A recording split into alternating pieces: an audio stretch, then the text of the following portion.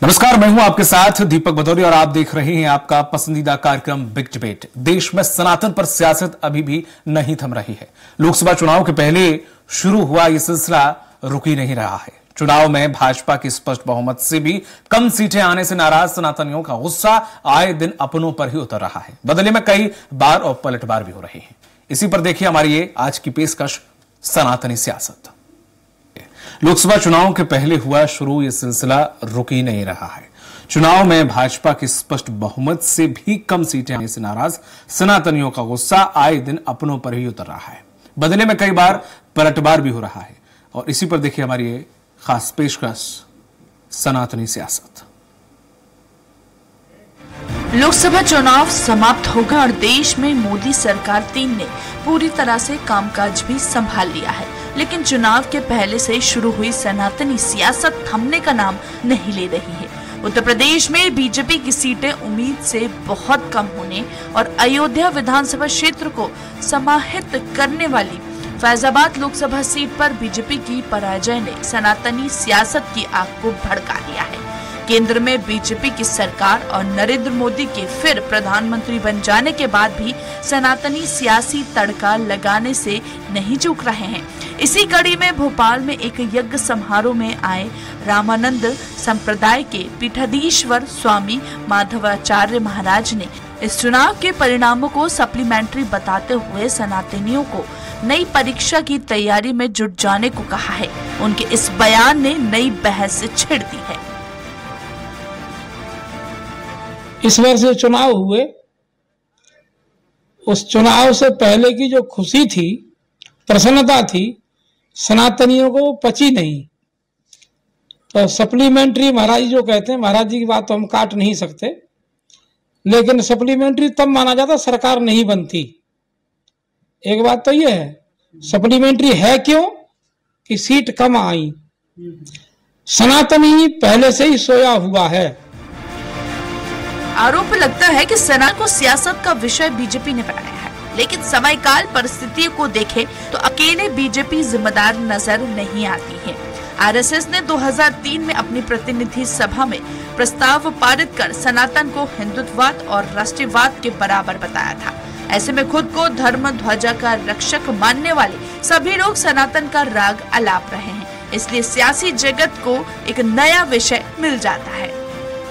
देखिए, संत समाज का भाव अच्छा है और संत समाज की भाजपा के प्रति सोच अच्छी, क्योंकि उन्हें पता है कि भारतीय जनता पार्टी वो पार्टी जिसमें राष्ट्रभक्ति के गुण से काम करती है, राष्ट्रवादी सोच से काम करती है, देश को आगे बढ़ाने की सोच से काम करती है।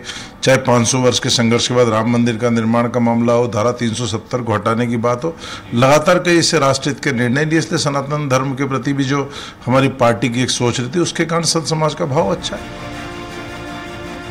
संत हो या सियासतदार या फिर सामाजिक ओहदेदार, सभी सनातन को बड़ा मुद्दा बना रहे हैं। तमाम पीठाधीश्वर भी सनातन की बात होते ही अपनी सियासी खामोशी तोड़ देते हैं। बागेश्वर सरकार, पढ़ोकर सरकार, पंडित प्रदीप मिश्रा जैसे धर्म पुरुष सनातन पर चर्चा कर रहे हैं। इसलिए सनातन पर सियासत नहीं थम रही है। अजय त्रिपाठी, स्वराज एक्सप्रेस, भोपाल। और लगातार इस पर सियासत जारी है। कहीं ना कहीं अयोध्या में चुनाव हारने के बाद अब ये सनातन वर्सेस सनातन जैसी स्थिति पैदा हो गई है। अब कई सनातनी लगातार सनातनियों पर आरोप और प्रत्यारोप दौर शुरू हो चुका है।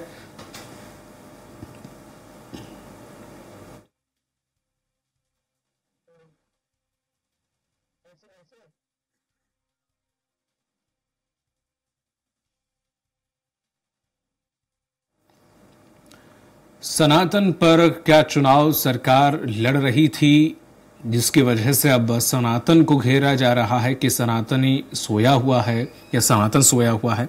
तमाम तरह के गुरु और धर्माचार्य लंबी भी इसमें उतर चुके हैं और वह भी अब सप्लीमेंट्री की बात कर और आगे की तैयारी की बात कर रहे हैं। कौन सी तैयारी की बात की जा रही है, तमाम सारे सवाल हैं।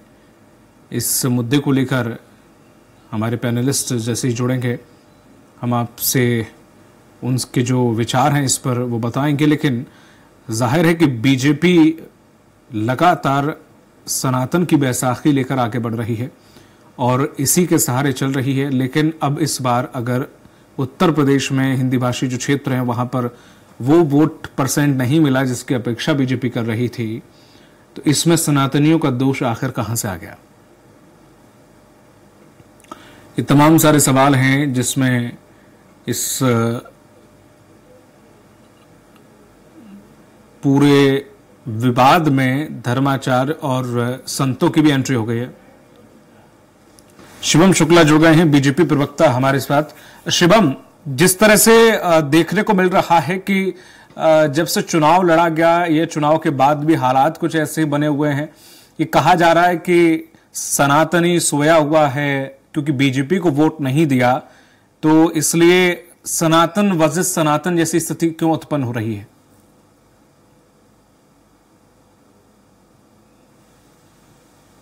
शिवम, देखिए, भारतीय जनता पार्टी का सदैव मानना था कि सनातन कोई राजनीति का विषय नहीं है।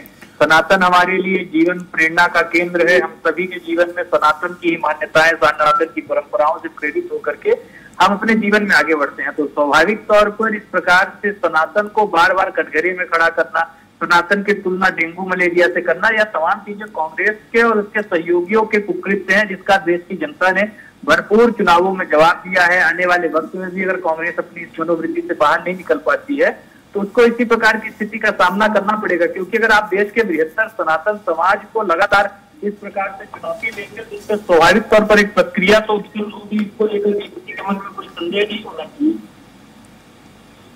बिल्कुल, लेकिन शिवम, जिस तरह से हमने देखा अयोध्या में सीट हार गए आप, फैजाबाद या उत्तर प्रदेश में आपको वो सीटें नहीं मिली, बल्कि आपको भी बहुत उम्मीदें थी कि वहां पर सीटें मिलेंगी। तो अब ये जो बाकी सनातनी हैं वो ट्रोल कर रहे हैं कि अब राम मंदिर में चढ़ावा ना चढ़ाया जाए, या फिर वहां पर जो अयोध्या का वो सनातनी है वो गद्दार सनातनी है। सबसे पहली चीज है, अयोध्या की जनता के प्रति हमारे मन में कोई रार नहीं है। अयोध्या के लोगों ने जो भी जनमत दिया वो हमें स्वीकार है। भावनात्मक रूप से हमारे लिए बहुत ही पीड़ा का विषय है कि उस सीट पर जहां पर हमने विकास के अन्य किसी शहर की तुलना में विगत 5 वर्षों में, चाहे आध्यात्मिक रूप से विकास की बात हो, चाहे अन्य स्वरूपों में उस क्षेत्र के विकास की बात हो, भारतीय जनता पार्टी ने अपना हर संभव प्रयास उस क्षेत्र की प्रगति और विकास के लिए किया। लेकिन उसके बावजूद भी अगर हम आशानुरूप परिणाम नहीं ला पाए हैं तो स्वाभाविक तौर पर यह हमारे लिए चिंता का विषय है कि आज सनातनी समाज को जो यह जातियों में बांटने की राजनीति की जा रही है वह किस हद तक कई जगह पर कारागर साबित हुई है। और अयोध्या जैसे स्थल पर जो हमारी प्रेरणा के केंद्र में रहा है, जिसने भारतीय जनता पार्टी की अंतरात्मा और चेतना को प्रभावित किया है, पूरे देश के मन और मस्तिष्क को अयोध्या के कारण ही हम देख रहे हैं किस प्रकार से परिवर्तन की दिशा में अग्रेसित किया गया था। और अगर अयोध्या जी की सीट हम हार गए हैं तो ये हमारे लिए स्वाभाविक तौर पर पीड़ा का विषय है, विचार का विषय है, और इस पर पार्टी का नेतृत्व बहुत गंभीरता के साथ मंथन भी कर रहा है। लेकिन यह जो कांग्रेस के द्वारा प्रोपेगेंडा फैलाया जा रहा है, हमारा वहां के लोगों के बारे में कोई नकारात्मक भाव नहीं है। वहां की जनता का निर्णय शिरोधार्य है। आने वाले वक्त में हम फिर से पूरी मजबूती के साथ काम करेंगे। अयोध्या की जनता ने वहां सनातन को खारिज नहीं किया, सनातन को अयोध्या से कोई खारिज नहीं कर सकता है। अयोध्या की जनता ने इस बार हम पर विश्वास नहीं किया, अगली बार करेगी, और वहां के विकास के लिए जो हमारी प्रतिबद्धता है वह आने वाले वक्त में भी कंटिन्यू रहेगी। प्रधानमंत्री जी स्वयं कई बार प्रभु श्री रामलला सरकार के दर्शन करके आए हैं, और आने वाले वक्त में भी जो लोग उनका विरोध करते हैं, जो लोग उनको पाखंड कहते हैं, जो सनातन की तुलना डेंगू मलेरिया से करते हैं, उनको जवाब देने का काम उस क्षेत्र की जनता करेगी। ठीक है, हमारे साथ राम पांडे जी जुड़ गए हैं, कांग्रेस प्रवक्ता। राम पांडे जी, आपका भी स्वागत है। शिवम लगातार हमारे साथ बने हुए हैं, बीजेपी प्रवक्ता, और डॉक्टर अवधेश पुरी महंत स्वास्थ्य पीठ से वो भी जुड़ गए हैं। सर, आपका भी बहुत बहुत स्वागत है। महंत जी, जिस तरह से देखें कि हम ये कह रहे हैं कि अभी जो एक संत है उन्होंने भी ये कहा कि अभी तो सप्लीमेंट्री आई है, अब आगे सनातनियों को तैयार रहना है। कौन सी जंग या कौन सी लड़ाई लड़ी जा रही है जिसमें सोया हुआ, अगर बीजेपी को वोट ना दे कोई तो सनातनी सोया हुआ है? बीजेपी मतलब सनातन है क्या? नहीं, बीजेपी मतलब सनातन नहीं है। सुने, बीजेपी मतलब सनातन नहीं है, फिर? लेकिन राम जी का मतलब सनातन है। हाँ, भगवान श्री राम 500 वर्ष के संघर्ष के बाद वहां विराजित हुए हैं, और उसमें बीजेपी की भूमिका है, इतना आपको मानना पड़ेगा। सनातन तो भगवान राम है, सनातन धर्म है, सनातन संस्कृति है, और सनातन हमारी आस्था है। तो जो सनातनी लोग हैं उनको ऐसा विश्वास था कि भाजपा के कार्यकाल में राम मंदिर का निर्माण हुआ है, भाजपा के कार्यकाल में इतना बड़ा वहां विकास हुआ है, जो अयोध्या भगवान राम के समय से, और कम से कम कहा जाए तो 5000 वर्ष पूर्व से राजा बृहद्बल महाभारत काल के समय पर आखिरी राजा हुए थे भगवान राम के वंश में, उससे लेकर के अब तक सीता जी के शाप से शापित मानी जाती थी। उस उजड़ी हुई अयोध्या को, उस उदासीन अयोध्या में अगर रंग भरे किसी ने या विकास के रंग भरे तो वो भाजपा सरकार ने भरे। इसलिए लोगों को अन्य सनातनियों को ऐसा विश्वास था कि वहां तो कम से कम अयोध्या वाली जो सीट है वो तो रिकॉर्ड तोड़ जीत होगी उस पर, लेकिन परिणाम अनुकूल नहीं आए तो लोगों का दिल दुखा। तो आम जो नागरिक हैं या तो कहिए कि आम जो सनातनी हैं उनके मन को कहीं न कहीं पीड़ा हुई, तो वो अपनी जो भावना है उनको सोशल मीडिया पर भी व्यक्त किए हैं, आप सबके सामने है। जैसा कभी आप कह भी रहे थे कि अयोध्या ट्रोल हो रही है, तो अयोध्या के ट्रोल होने का तात्पर्य सिर्फ इतना सा है कि आम जनता के मन में ये भावना थी कि अयोध्या में भगवान राम स्थापित हुए हैं। तो अयोध्या जब भगवान राम की है संजय, अयोध्या जब राम की है तो अयोध्या के लोग भी राम के हैं। अगर आप उन्हें ट्रोल कर रहे हो तो फिर भगवान राम जी को ट्रोल कर रहे हो। नहीं, ऐसा नहीं है, ऐसा नहीं है। अगर मैं सुबह शाम पूजा करता हूँ, एक अच्छा सनातनी हूँ, सारे तीर्थों पे जाता हूँ और लहसुन भी नहीं खाता हूँ, प्याज भी नहीं खाता हूँ, तिलक लगाता हूँ और भगवा पहनता हूँ, और अगर मैं कांग्रेस को वोट दे दूं तो मैं सनातनी नहीं हूँ? आप बिल्कुल सनातनी हो। वोट देना हमारा एक संवैधानिक अधिकार है, स्वतंत्रता है हमारी, हम चाहे जिसको दे सकते हैं। उससे सनातन धर्म कोई प्रभावित ऐसे नहीं हो रहा है। लेकिन एक बात ध्यान से सुनिएगा, मैंने आपसे पहले ही कहा है कि इससे पहले भी अनेक सरकारें वहां आई थी, लेकिन विकास भाजपा ने किया, इसलिए भाजपा को वोट मिले, ऐसी आम आदमी की धारणा थी। रही तक के अयोध्या के लोग भी राम जी के, तो अयोध्या के लोग राम जी के हैं, लेकिन इस बात को सीता जी भी जानती थी कि राम जी के हैं। राम जी पर भी प्रश्न चिन्ह उठाया था, उंगली उठाई थी अयोध्या के लोगों ने, तो सीता जी ने उनको श्राप दिया था।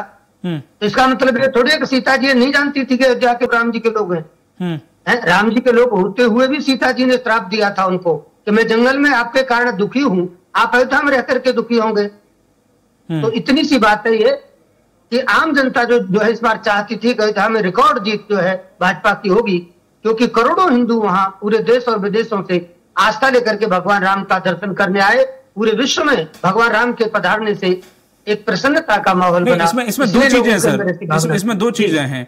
आप या तो इस पे तय कीजिए कि वहां पर बहुत विकास किया है बीजेपी ने, जो कि सत्य बात है, वहां विकास किया बीजेपी ने, या फिर राम जी, दोनों में से एक चीज पे आप दोनों को कंबाइन कर रहे हैं। अब सीट तो आपको हरियाणा में भी जितनी उम्मीद थी उतनी नहीं मिली, तो आप हरियाणा ट्रोल नहीं हो रहा है, आखिर अयोध्या ट्रोल या यूपी ट्रोल क्यों हो रही है? आप सोचिए ना, ये तो आपको उत्तर देना कि क्यों हो रही है। वो इसीलिए हो रही है कि हरियाणा में राम मंदिर नहीं बना, अयोध्या में राम मंदिर बना। अयोध्या ही क्यों ट्रोल हुई, बाकी पूरा उत्तर प्रदेश इतना ट्रोल नहीं हुआ। पूरे उत्तर प्रदेश में सीट कम आई है, लेकिन लोगों के मन को वेदना हुई तो सिर्फ अधिकतम वेदना जो हुई है वो अयोध्या की सीट से हुई है, और वो सिर्फ राम जी के कारण। ठीक है, राम पांडे जी, आप तो कांग्रेस से ही है, तो वोट देने पर सनातनी नहीं माना जा रहा है, एक तरीके से बोला हुआ सनातनी सोया हुआ। आप तो पूरे कांग्रेस ही हैं, तो फिर तो आप सनातनी तो दूर दूर तक नाता नहीं होगा आपका। पांडे हालांकि आप लगाते हैं पीछे। नहीं, राम भी नाम है मेरा। हाँ, राम भी नाम है। हाँ, ये भी एक कोइंसिडेंस है जी, बिल्कुल। और जो अयोध्या से जीते हैं उनका नाम अवधेश है, अवधेश भी राम का ही नाम है। और जो हारे हैं भारतीय जनता पार्टी के, उनका नाम है लल्लू सिंह। वो लल्लू सिंह, मैंने भगवान राम का नाम कभी नहीं सुना है। और भारतीय जनता पार्टी को 36% वोट मिला है, विरोध में गया है 64%। तो जो भारतीय जनता पार्टी का समर्थन कर रहे हैं वो देश की आधी से ज्यादा आबादी का अपमान कर रहे हैं। भारतीय जनता पार्टी का जन्म हुआ है 1980 में, आरएसएस का हुआ है 1925 में, और सनातन धर्म हजारों सालों से है, लाखों सालों से सबसे पुराना है। सारे धर्मों का जन्म ही सनातन धर्म से हुआ है। तो ये कहां से बात आ गई कि जो पार्टी 1980 में पैदा हुई है, यदि आप उसको वोट दोगे तो आप सनातनी हैं, और यदि उसे वोट नहीं दोगे तो आप सनातनी नहीं है। यदि आप दुष्कर्म के आरोपी ब्रजभूषण सिंह के बेटे को हरा देते हो आपके पास, तो आप सनातनी नहीं हो। यदि आप अजीत पवार के जो 70,000 करोड़ के घोटाले के आरोपी थे, उनके लोगों को आप हरा देते हो तो आप सनातनी नहीं हो। तो भारतीय जनता पार्टी के लोगों को यदि आप हराते हो तो सनातनी नहीं हो। अब अयोध्या में जब अवधेश जी हैं, वो दलित समुदाय से आते हैं, तो ये कहते हैं कि दलित सनातनी नहीं है। और कांग्रेस ने तो सबसे पहले सनातन को आत्मसात किया है। संविधान कहां से बना है? सनातन से ही तो जन्म हुआ है। संविधान में क्या है? सबको न्याय मिलना चाहिए। और सनातन धर्म क्या कहता है? सबको न्याय मिलना चाहिए। सनातन धर्म क्या कहता है? सत्यमेव जयते। और हमारा संविधान भी क्या कहता है? सत्यमेव जयते। हमारे संविधान में क्या है कि जो अन्याय अत्याचार करता है उसको दंड मिलना चाहिए। सनातन धर्म भी हमारा यही कहता है कि जो गलत करता है उसे उसके अपराध की उसको सजा मिलना चाहिए। तो जो हमारा संविधान है वो पूरी तरह से सनातन धर्म पर आधारित है। डॉक्टर भीमराव अंबेडकर जी ने उसमें बनाया है। प्रधानमंत्री पंडित जवाहरलाल नेहरू जी थे, सरदार पटेल जी थे, महात्मा गांधी जी थे। तो संविधान अपने आप पे सनातन धर्म है। और ये कहते हैं सनातन को, संविधान को हम खत्म कर देंगे। नहीं राम जी, बात ये तब थोड़ा सा बिगड़ जाती है। सनातन को खत्म करना, राम जी, ये बात तब थोड़ा सा बिगड़ जाती है। या फिर आपको हम सनातनी या फिर जो बीजेपी है वो इसलिए नहीं मानती है कि आप जब राम की बात आती है तो आप कहीं ना कहीं उनके अस्तित्व को नकारते हो। राम प्रतिष्ठा की बात आती है तो आप जाने से मना कर देते हो। साथ ही साथ जब हिंदू या फिर सनातनियों को कीड़े मकोड़ों की तरह संज्ञा दी जाती है तब भी आप चुप रहते हो। और भी उससे पहले चाहे गायों गौरक्षा की बात हुई हो, चाहे बहुत सारी ऐसे तमाम सारे मुद्दे निकलते रहे हो जिसपे सनातनी ऑब्जेक्शन उठाता है, लेकिन कांग्रेस पार्टी कभी एक्शन नहीं उठाती है। तो शायद इस वजह से आपको बीजेपी ने साइडलाइन कर दिया कि आप नहीं हो सनातनी। नहीं, अभी केंद्रीय मंत्री बनाया है जीतन राम मांझी को। आप जीतन राम मांझी का स्पष्ट कहना है, मीडिया को स्पष्ट कहा है कि भगवान राम काल्पनिक हैं, जिन्हें भारतीय जनता पार्टी ने केंद्रीय मंत्री वर्तमान में बनाया है। उनका स्पष्ट कहना है कि राम से अच्छे तो रावण थे, भारतीय जनता पार्टी ने उनको केंद्रीय मंत्री बनाया है। रामविलास पासवान जी ने संसद में कहा है हिंदू तो कोई धर्म ही नहीं है। उनके बेटे चिराग पासवान को आपने केंद्रीय मंत्री बनाया है। 2 महीने आपने प्रचार किया था कि ये घुसपैठिए हैं, ये बांग्लादेशी है, ये पाकिस्तानी है। आपने 2 महीने गाली गलौज क्या क्या नहीं कहा, मुजरा जैसे शब्दों का प्रधानमंत्री ने उपयोग किया। आज आंध्र प्रदेश में उनको आरक्षण भी दिया जा रहा है। 1 लाख रुपए हज यात्रा के लिए भारतीय जनता पार्टी की गठबंधन की सरकार आंध्र प्रदेश में उनको देने जा रही है। 10,000 रुपए इमामों को भारतीय जनता पार्टी गठबंधन की सरकार वहां देने जा रही है। लेकिन सनातन धर्मियों को कुछ नहीं मिल रहा है। अब अयोध्या पर हम वापस आ जाते हैं, क्योंकि ये जो जितनी भी बातें हैं सब अयोध्या के इर्द गिर्द घूम रही है। कांग्रेस सरकार एक बिल लाई थी, भूमि अधिग्रहण का बिल। यदि भूमि अधिग्रहण की जाएगी तो शहर में सरकारी रेट से 4 गुना ज्यादा मुआवजा दिया जाएगा। तो जब आपने उनकी 2000 से ज्यादा हिंदुओं की, सनातन धर्मियों की दुकानें तोड़ दी तो आपने उनको मुआवजा क्यों नहीं दिया? आपने 30 अयोध्या में हिंदू मंदिर तोड़ दिए जो 500 साल पुराने मंदिर थे। आप कहते हैं 500 साल बाद राम आए, अरे आपने तो 500 साल पुराने वहां के 30 मंदिर तोड़ दिए। तो जब आप भगवान राम के आपने वहां 30 मंदिर तोड़ दिए तो फिर उन लोगों में आक्रोश नहीं आएगा कि जिस मंदिर की हम हजारों सालों से पूजा कर रहे हैं, जिस मंदिर की सैकड़ों सालों से हम पूजा कर रहे हैं, और भारतीय जनता पार्टी ने वो मंदिर तोड़वा दिए। और क्यों तोड़वा दिए? क्योंकि वहां गुजरात के व्यापारियों को होटल बनाने हैं।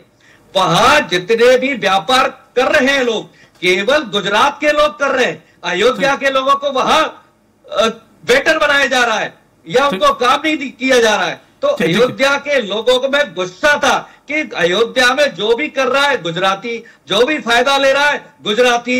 हम 28 प्रदेश है, 28 प्रदेशों को क्यों नहीं फायदा होना चाहिए? केवल एक प्रदेश के व्यापारियों को फायदा होना चाहिए। तो इस बात से गुजरात के लोग, अयोध्या के लोग नाराज थे। और एक सबसे बड़ी बात मैं बता दूं, अयोध्या में भारतीय जनता पार्टी को स्थापित किया है विनय कटियार ने। विनय कटियार सबसे पहले भारतीय जनता पार्टी से वहां से सांसद का चुनाव जीते। आज विनय कटियार को टोटल साइडलाइन कर दिया, ना तो उनको टिकट दिया गया। राम मंदिर के इनॉग्रेशन में उनको ससम्मान नहीं बुलाया गया। राम मंदिर के इनॉग्रेशन में वो 3 बार अयोध्या से सांसद रहे हैं। ठीक है राम जी, मैं आपके पास दोबारा लौटूंगा, मैं दोबारा लौटूंगा आपके पास। तो जिस विनय कटियार ने आपको वहां जमाया, जिस विनय कटियार ने भारतीय जनता पार्टी की विचारधारा को आगे बढ़ाया। ठीक है रामपाल जी, मैं लौटूंगा, समय सबको देना है। शिवम जी, जिस तरह से देखा जाए, जब ये बात आ रही है तो बीजेपी की तरफ से कोई ऐसा स्टेटमेंट नहीं आया कि अयोध्या के लोगों को ट्रोल किया जा रहा है या सनातनियों को ट्रोल किया जा रहा है, लेकिन आपके साथ सनातनियों का टैग इसलिए लग जाता है। आप कह रहे हैं कि आप तो सबको लेने चलने वाले पार्टी हैं, लेकिन हमेशा से देखा जाए कोई भी धर्माचार्य हो, कोई भी संत हो, वो आप ही का फेवर लेता है कि भाई बीजेपी को चुनाव दो। इस बार हमने कई बार कई संतों से मुंह से सुना है कि बीजेपी को दो, यही सनातन को आगे लेके जाएंगे, सनातन की रक्षा करेंगे।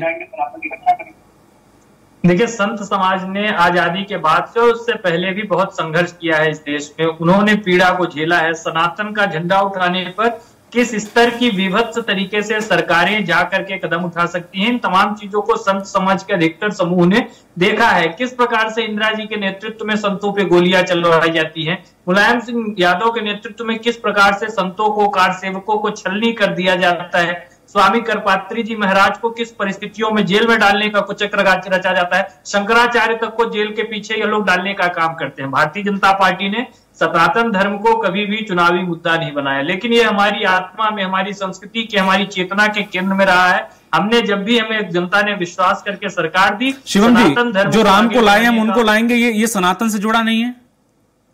देखिए, यह गाना अगर कोई संगीतकार इस दिशा में गाता है, जिन्होंने प्रभु श्री राम का मंदिर, आपके पदाधिकारी, आपके कार्यकर्ताओं ने ये नारा दिया है?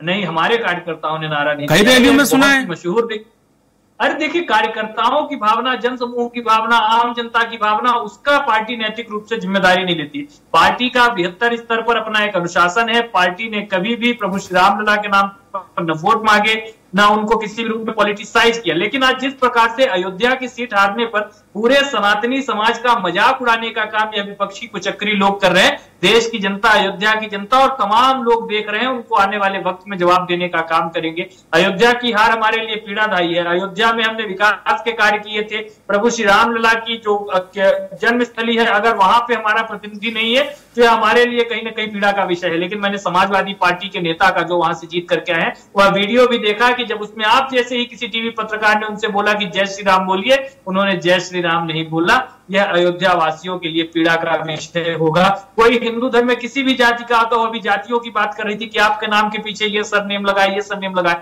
यहाँ पर जाति कोई नहीं देख रहा है, यहाँ पर सभी उस संस्कृति, उस गौरवशाली विरासत और सभ्यता को देख रहे हैं जो हमसे छीनने का कुचक्र। तो ये कहा जाए शिवम जी कि बीजेपी जितना सनातन को लेके आगे बढ़ रही है, उतना ही मुस्लिम को लेके आगे बढ़ रही है, उतना ही ईसाई, उतना ही पारसी, सबको उतना ही बराबर का दर्जा मानती है। ये सनातनी फूले ना कि हमारे लिए ज्यादा हमदर्द है बीजेपी। देखिए, जो सबसे महत्वपूर्ण चीज है, भारतीय जनता पार्टी, क्योंकि कुछ लोग बेचारे इसीलिए वोट डालने जाते हैं।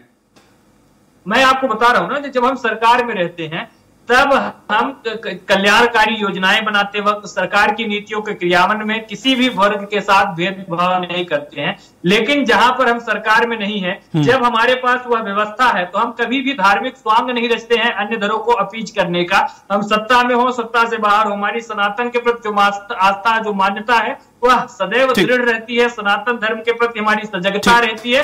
उसके लिए कई हमारे नेताओं ने अपने सीने पर गोली तक खाई है, संघर्ष किया है। सनातन कभी भी हमारे लिए राजनीति का विषय नहीं रहा है। कांग्रेस पार्टी ने हमेशा ही सनातन को अपमानित करने का एक मौका नहीं छोड़ा। भगवा आपको बलात्कारी बता दिया, भगवे को आतंकवादी बता दिया। यह तमाम चीजें किसने की? आज कांग्रेस किस नैतिक आधार पे हमसे बात कर रही है? कांग्रेस पार्टी जिसने इस देश में रामलला तक को काल्पनिक बताने का कुचक्र रचा, जिसने राम सेतु को काल्पनिक बता दिया, जो प्रभु श्री राम से जुड़ी हुई जितने भी स्मारक थे, उनसे जुड़ी हुए महत्वपूर्ण स्थल थे, उनको छीनने पर शिवम जी, उस सेतु को तोड़ने की अटल बिहारी वाजपेयी सरकार ने बजट सैंक्शन किया था 3000 करोड़। सरकार ने तो लगातार जितने भी उसी सेतु को तोड़ने के लिए, राम से जुड़े हो, योगेश्वर कृष्ण से जुड़े हुए, भगवान महाकाल से जुड़े हो, ठीक है शिवम, चूंकि समय बहुत कम बचा हुआ है, मुझे महेंद्र जी से भी सवाल लेने हैं। कब्रिस्तान, इस प्रकार की चीजें महेंद्र जी, जिस तरह से पार्टियां सनातन और भगवानों का इस्तेमाल अपने वोट के लिए करती हैं, देखिए शिवम जी ने साफ साफ बोल दिया, बहुत स्पष्ट बोला उन्होंने कि हमारे लिए जितना मुस्लिम वैल्यू रखता है, उतना हिंदू, उतनी पारसी, उतनी ईसाई, जितने भी यहाँ धर्म है, सब हमारे लिए बराबर हैं। अपनी बात आप मेरे मुंह में घुसाने का प्रयास, अभी आप ही ने तो कहा मैं फिर से हम सारे धर्म लेके चलते हैं। मैं फिर से उस बात को रिपीट कर रहा हूं, आप इस बात को समझिए हमारे लिए अगर कोई व्यक्ति इस देश का नागरिक है तो वह किसी जातिगत समूह, किसी धार्मिक समूह से जुड़ा हुआ नहीं है। वह हमारे लिए इस संविधान के जो मैं वही तो कह रहा हूँ, उसके तहत जो हम भारत के नागरिक जो शब्द है, हमारे लिए वह भारत का एक नागरिक मैं कहाँ अलग कह रहा हूँ, आपके लिए सारे सभी लोग बराबर हैं। उसमें अरे आपने उसमें चार धर्मों को, अरे मैं बढ़ा देता हूँ, भारत के अंदर जितने अरे सुन तो लीजिए शिवम जी, लोग रहते हैं, सुन तो लीजिए शिवम जी, अगर मैं ये लाइन को ऐसे कहूं कि भारत में जितने भी लोग हैं वो सबका बराबर दायित्व है आपका, उनके सबको बराबर लेके चलते हैं। तौर पर हम सबको बराबर मानते हैं। ठीक है, यही तो सुनना चाह रहा था मैं यही तो सुनना चाह रहा था। अब महेंद्र जी, अब आप बताएं। वोट पाने के लिए मैं बताता हूं, आप उनको शांत करें पहले। चेतना के साथ। ठीक है शिवम जी प्लीज वक्त दीजिए, मैं समझ गया आपकी बात। टोपी नहीं लगाते हैं। हाँ मैं समझ गया शिवम जी, महेंद्र जी को रखने दीजिए। उनके लिए हमारा कमिटमेंट है, बताता हूँ, सबका करेंगे, लेकिन हम कभी चुनावी फायदे के लिए टोपी लगाने का काम नहीं करेंगे। ठीक है शिवम जी। हाँ महेंद्र जी, मैं आपको बता दूं, भाजपा जब सरकार में आती है और भाजपा जब सरकार चलाती है तो इस देश के सारे नागरिक भाजपा के लिए बराबर हैं। उनका कहने का अर्थ ये है, अच्छा, अगर शौचालय बने तो सबके लिए बने, ऐसा नहीं किसी एक धर्म विशेष के लिए बने। मकान बने तो सबके लिए बने, गैस सिलेंडर मिला तो सबको मिला। इसका ये है कि विकास की दृष्टि से सभी नागरिक समान हैं, लेकिन आस्था की दृष्टि से सबकी आस्था अलग अलग है। और इस भारत राष्ट्र में 80% हिंदू रहते हैं, सनातनी रहते हैं। अभी रही बात राम जी अभी जो बात कर रहे थे कि संविधान सनातनी है, कांग्रेस शुरू से सनातनी, इसलिए कांग्रेस ने सनातनी संविधान बनाया। आपका कहने का अर्थ ये था। मैं कहना चाहता हूं कि संविधान सनातनी नहीं है। संविधान पूरे विश्व के 10 कंट्रीज के आधार पर, 10 देशों के आधार पर संविधान बनाया, कलेक्शन है एक प्रकार से अपनी बातों को जोड़ते हुए। और वो जो 10 देश हैं वो सनातनी नहीं है, वो या तो ईसाई है या मुस्लिम है, मुस्लिम कंट्रीज हैं, इसलिए संविधान सनातनी नहीं। दूसरी बात, अगर संविधान सनातनी था तो फिर धर्मनिरपेक्षता का शब्द आखिर क्यों जोड़ा गया? इंदिरा गांधी ने जोड़ा था। राम जी आप बताइए, संविधान सनातनी नहीं है। सनातनी आपकी पर्सनल भावना हो सकती है, सनातन व्यक्ति का अपना स्वयं का विचार हो सकता है। संविधान तो धर्मनिरपेक्ष है, और धर्मनिरपेक्ष है तो हम उसको सनातनी नहीं कह सकते। भारत हिंदू राष्ट्र बने, इससे कांग्रेस को आपत्ति है और संविधान को सनातनी बता रही है। तो ये अपने आप में दोनों बातें तर्क संगत नजर नहीं आती, इसमें कोई लॉजिक नहीं है। महेंद्र जी, लास्ट सवाल आपसे, आप भी इस पे आप भी ये मानते हैं जैसे बाकी संत कहते हैं कि भारत को हिंदू राष्ट्र बनना चाहिए? भारत को हिंदू राष्ट्र इसलिए बनना चाहिए क्योंकि यहाँ 80% हिंदू रहते हैं। और आपको ऐसी उम्मीद है कि आपको ऐसी उम्मीद और आशा है कि बीजेपी कल को ऐसा करेगी?